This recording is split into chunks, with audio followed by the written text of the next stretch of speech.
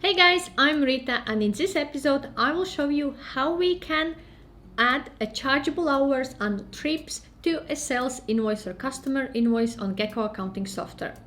So firstly, we need to go to invoices and start to create a new invoice. So go to invoices and click on new. Here select the customer to whom hours been recorded and trips been recorded and need to be recharged, and also select the currency. Click on create invoice. From here we can add a standard line, so for example monthly fee, what they have agreed to pay, for example 350, and then to add a new chargeable hours or trips we need to click on import.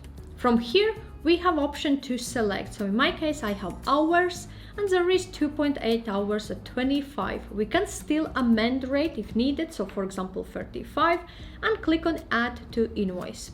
Now hours been added here, click on import and click on trips section now, and there is 65 kilometers and 0.55. I can still amend, so for example changing to 50, and click on add to invoice.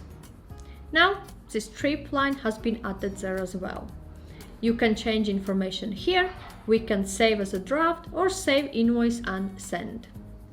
Need to provide an email address here, and we can send an invoice when it's done. Plus we can mark as sent if we have downloaded and distributed this invoice in different ways. Mark as sent. Okay. So now this invoice has been added here and marked as sent. If I click on this invoice, this is how the invoice look like, including hours and kilometers traveled based on trips recorded. In this episode I showed you how you can add rechargeable hours and trips to a sales invoices on Gekko accounting software. If you have any questions or require any further advice, please feel free to reach out to me.